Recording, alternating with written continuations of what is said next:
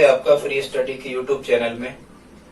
छात्रों, इसके पहले हम गर्भावस्था, शैशवावस्था और बाल्यावस्था की विशेषताएं, इनके सिद्धांत, विकास को प्रभावित करने वाले कारक, बाल विकास के प्रकार आदि के बारे में वीडियो अपलोड कर चुके हैं। आप उन्हें देख सकते हैं फ्री स्टडी पर। और छात्रों, आज हम आपको बताने वाले हैं किशोरावस्था की विशेषताएं। यहाँ से छात्रों आपको 1 या 2 अंक निश्चित रूप से टीईटी एग्जाम में आ जाएंगे, क्योंकि बाल विकास की जो अवस्थाएं हैं उनमें सबसे इंपॉर्टेंट है किशोरावस्था। इंग्लिश में से एडोलसेंस कहते हैं, हमने यहाँ लिखा होगा, इंग्लिश में से एडोलसेंस कहते हैं। और जो एडोलसेंस शब्द है, कभी कभी यहाँ से प्रश्न आता है। ये जो एडोलसेंस शब्द है ये लैटिन भाषा या ग्रीक भाषा के एडोलसियर शब्द से बना है। एडोलसियर का अर्थ होता है परिपक्वता की ओर बढ़ना। ठीक है छात्रों, तो एक बात हो गई। एडोलसेंस मतलब होता है इंग्लिश में किशोरावस्था। ये लैटिन भाषा के एडोलसियर शब्द से बना है, जिसका अर्थ होता है परिपक्वता की ओर बढ़ना। मतलब बच्चे जब लगभग 12 से 18 की एज लिमिट में, इसकी जो उम्र होती है किशोरावस्था की, ये 12 से 18 साल के बीच होती है, जिसको हम किशोरावस्था कहते हैं। यहाँ छात्रों हमने किशोरावस्था के कुछ उपनाम लिखे हैं। यहां से प्रश्न बिल्कुल बनता है, इनको ध्यान से समझ लेते हैं। सबसे पहले इसे यहां लिखा है जीवन का संधि काल, और एक जगह यहां और लिखा है, कहीं लिखा होगा संधि वयः काल। यहां छात्रों संधि वयः काल का जो मतलब होता है वो ये होता है कि लड़के लड़कियों का जो प्रजनन संस्थान है ये विकसित हो जाता है। इस कारण से इसे जीवन का संधि काल या संधि वयः काल कहते हैं। इसके बाद में इसे जीवन की स्वर्णिम अवस्था कहते हैं किशोरावस्था को। स्वर्णिम अवस्था का मतलब होता है ये गोल्डन टाइम होता है, बच्चों का सबसे अच्छा समय होता है। बच्चे अपने भविष्य की ओर इसी में आगे बढ़ते हैं, यहीं से वो निर्णय लेते हैं उन्हें किस क्षेत्र में जाना है, और यही वो समय होता है जब वो अपने भविष्य को आसानी से संवार सकते हैं। इसके बाद में छात्रों यहाँ लिखा है उथल पुथल की अवस्था। ये जो किशोरावस्था का समय होता है ये जीवन काल में उथल पुथल की अवस्था इसको कहते हैं, क्योंकि यहाँ पर छात्रों को पढ़ाई लिखाई का दबाव, परिवार के लोगों का दबाव, व्यवसाय चुनने की समस्या, प्रेम प्रसंग आदि की कई समस्याएं उनके सामने उपस्थित हो जाती हैं। इसलिए इसे उथल पुथल की अवस्था भी कहते हैं। इसके बाद छात्रों यहाँ लिखा है संवेगात्मक क्रांति की अवस्था। यहाँ पर जो संवेग होते हैं वो क्रांति की अवस्था में होते हैं, मतलब बहुत तीव्र संवेग आते हैं। यदि किशोरों को गुस्सा आता है या डर लगने लगता है या उन्हें दुख होता है, तो या प्रेम प्रसंग की अवस्था यदि ऐसी बनती है, तो यहाँ बहुत तीव्र गति से संवेगों में परिवर्तन होता है। इसलिए इसे संवेगात्मक क्रांति की अवस्था कहते हैं। फिर छात्रों यहाँ लिखा है बसंत ऋतु का काल। इसे बसंत ऋतु का काल भी कहते हैं, क्योंकि जो लड़के या लड़कियां होते हैं, यहाँ बसंत ऋतु काल का मतलब है कि यदि प्रेम प्रसंग किसी का किसी से यदि हो जाता है तो इसमें वो उनके बारे में सोचकर या सुखद महसूस करते हैं। इसलिए इसे बसंत ऋतु का काल भी कहते हैं। फिर इसे पतझड़ की अवस्था भी कहते हैं। यदि प्रेम प्रसंग में विच्छेद हो जाता है या विच्छेद हो जाता है, एक दूसरे से अलग हो जाते हैं, तो फिर इसे पतझड़ की अवस्था कहते हैं। फिर छात्रों यहाँ लिखा है तार्किक चिंतन की अवस्था। यहाँ आके जो बच्चे होते हैं वो किसी भी विषय पर अपने तर्क वितर्क करने लगते हैं, सवाल जवाब करने में वो माहिर हो जाते हैं। जो भी बात कहते हैं वो प्रमाण के साथ कहते हैं, तार्किक रूप से कहते हैं। इसलिए इसे तार्किक चिंतन की अवस्था भी कहते हैं। यहाँ संवेगात्मक अस्थिरता पाई जाती है, संवेगों में स्थिरता नहीं रह पाती। उलझन की अवस्था आपको बता चुके, कई प्रकार की उलझन जीवन में, यहाँ व्यवसाय चुनने की समस्या, समायोजन की समस्या, शारीरिक परिवर्तन भी बहुत तीव्रता से होते हैं उनकी समस्या, ठीक है, जीवन साथी चुनने की समस्या, बहुत सारी समस्याएं इस एज लिमिट पे बच्चों को होती हैं। इसलिए इसे उलझन की अवस्था भी कहते हैं। दुखों की अवस्था, चूंकि इतनी समस्याओं से किशोरों को गुजरना पड़ता है, इसलिए इसे दुखों की अवस्था भी कहते हैं। तनाव, संघर्ष या तूफान की अवस्था कहते हैं। इस समय किशोर बहुत तनाव में संघर्ष जीवन में कर रहे होते हैं, और तूफान की अवस्था मतलब ये उथल पुथल ही एक प्रकार का, ये स्टैनली हॉल ने कहा है।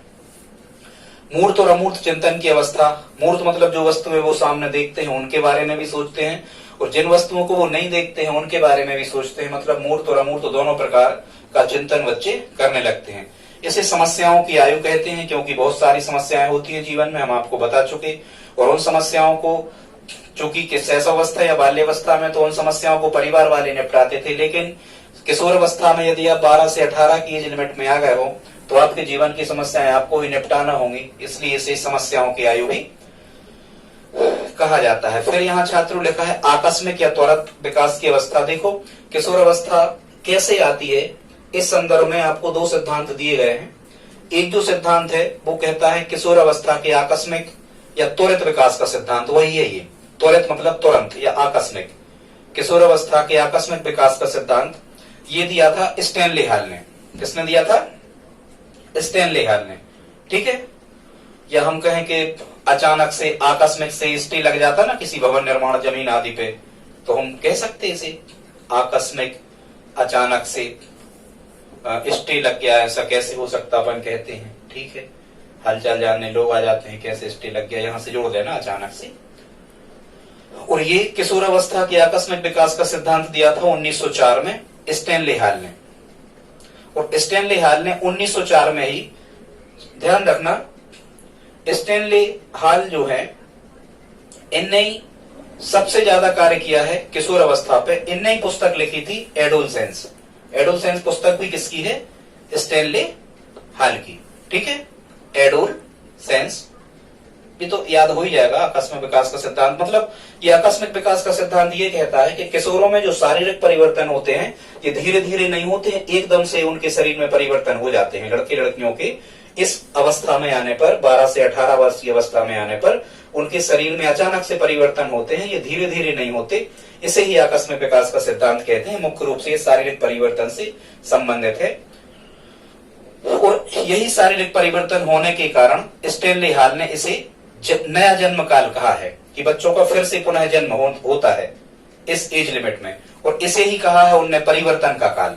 स्टैनली हॉल ने इसे परिवर्तन का काल कहा है। और ये परिवर्तन का काल भी क्यों कहा है? बच्चों में शारीरिक परिवर्तन होने के कारण, ठीक है छात्रों। यहाँ फिर संधिवाह काल हम आपको बता चुके। फिर इसे संक्रमण काल भी कहते हैं, क्योंकि किशोर का जो मिलना जुलना है ये कई प्रकार के लोगों से वो मिलता जुलता है। अच्छे लोगों से भी मिलता है, सामाजिक लोगों से, नेताओं से भी मिलता है, कई प्रकार के अपराधियों से भी मिलता है। उसका क्षेत्र विस्तृत होता जाता है, इसलिए इसे क्या कहते हैं हम? संक्रमण काल की अवस्था। यहाँ छात्रों हमने अभी आपको बताया था किशोर अवस्था की अन्य विशेषताएं अभी हम आपको बता रहे हैं। यहाँ किशोर मनोविज्ञान का जनक स्टैनली हॉल को कहते हैं। अभी बताया था कि किशोर अवस्था के बारे में सबसे ज्यादा अध्ययन किसने किया? तो स्टैनली हॉल ने, ठीक है। स्टैनली हॉल ने किया है, ऐसे आप याद रख सकते हो। कोई ज्यादा शोर आदि करता है तो अपन स्टे वगैरह लगा देते हैं कहीं, ऐसे करके याद रख लेना। फिर जीवन का कठिन काल किसने कहा है? किलपैट्रिक। किलर जो होते हैं बड़े कठिन होते हैं, ठीक है। स्टैनली हॉल ने आंधी या तूफान की अवस्था कहा है। किशोर अवस्था को आपको पता है। कुल्हन नामक कोई साइकोलॉजिस्ट हुए हैं, इनने इसे सुंदरता की अवस्था कहा है। और छात्रों कुल्हन ने सुंदरता की अवस्था इसलिए कहा है क्योंकि इस 12 से 18 के जो किशोर होते हैं, ये चाहे लड़के हों चाहे लड़कियां हों, ये बहुत ज्यादा सजते संवरते हैं। किशोर लड़कों को आपने देखा होगा, लड़कियों को देखा होगा कई प्रकार से सजना संवरना, या लड़कों को आपने देखा होगा कई प्रकार से कटिंग करवाना, बाल कटवाते समय सिर में कई प्रकार की डिजाइन बनवाना, कई प्रकार के कपड़े आदि पहनना। तो यहां से याद रखना कि कुल्हन या दुल्हन बहुत सुंदर थी, ऐसे करके कुल्हन दुल्हन आप जोड़ सकते हो। रास महोदय का कहना है किशोर अवस्था शैशवावस्था की पुनरावृत्ति है। मतलब शैशवावस्था में जैसे लक्षण थे उसी प्रकार के लक्षण, जैसे यहाँ कामुक प्रवृत्ति शैशवावस्था में हमने आपको बताया था बच्चों की बढ़ जाती है, तो ये कामुक प्रवृत्ति बच्चों की यहाँ किशोर अवस्था में भी बढ़ जाती है, ठीक। फिर छात्रों ये किशोर अवस्था के विकास के दो सिद्धांत हैं। ये आकस्मिक या त्वरित विकास का सिद्धांत स्टैनली हॉल का हम बता चुके। दूसरा जो है ये है क्रमिक विकास का सिद्धांत। मतलब क्रमिक विकास के सिद्धांत जो दिया था थायरडाइक ने दिया था, और ये यहाँ किंग और हालिंगवर्थ, किंग और हॉलिंगवर्थ इनके प्रबल समर्थक हैं क्रमिक विकास के सिद्धांत के। और छात्रों, ये क्रमिक विकास का सिद्धांत क्या कहता है कि किशोर अवस्था में जो शारीरिक परिवर्तन होते हैं ये अचानक से नहीं होते, वो धीरे धीरे होते हैं, क्रमशः होते हैं। इनका बाल्यावस्था में पहले से पता चल जाता है कि कौन से परिवर्तन अब धीरे धीरे होना है। फिर छात्रों, यहाँ हमने कुछ और विशेषताएं लिखी हैं, हालांकि ये कम विशेषताएं लिखी हैं, कम समय में आप ज्यादा चीजें समझ जाओ। और यहाँ से प्रश्न कैसा आता है? प्रश्न ऐसा ही आता है कि इनमें से कौन सी विशेषता किशोर अवस्था की नहीं है या कौन सी विशेषता किशोर अवस्था की है, आप समझ जाओगे। तो बहुत सारी विशेषताएं बताना संभव नहीं हो पाता है इतने कम समय में, तो हमने जितनी खास खास एग्जाम रिलेटिव है वो बताने का प्रयास यहाँ पर आपको किया है। एक विशेषता है लंबाई और भार दोनों में वृद्धि होती है। ठीक है, बच्चों की लंबाई और भार दोनों में वृद्धि होती है, हालांकि किशोर अवस्था में लगभग स्थिर रूप से वृद्धि होती है।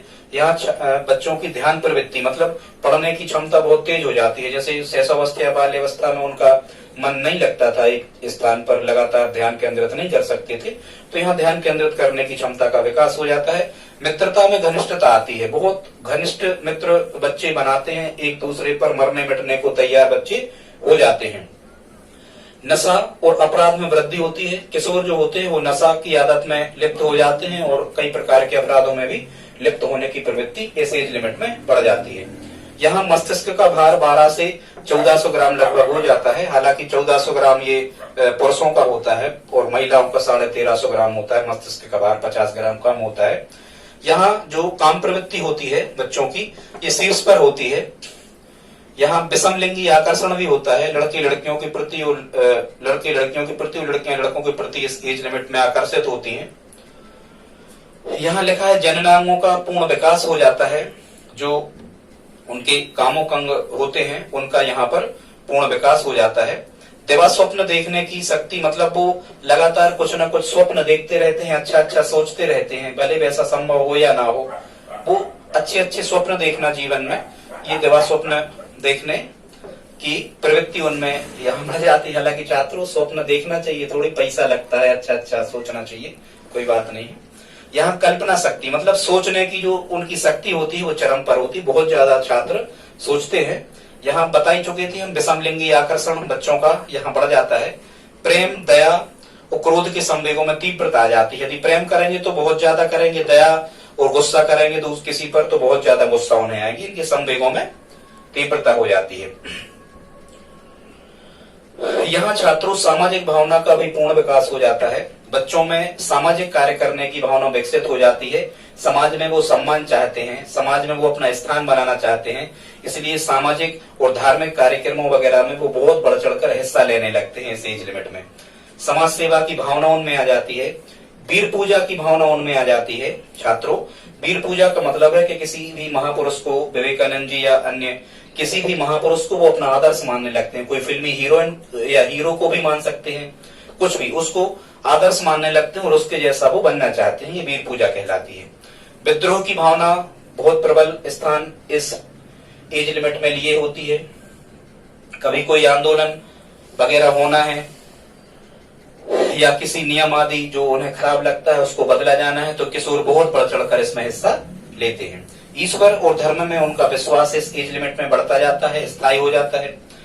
छात्रों, ये 13 से 19 साल तक की जो उम्र होती है इसे हम टीनेज कहते हैं। ठीक, ये हमने लिखा है यहाँ।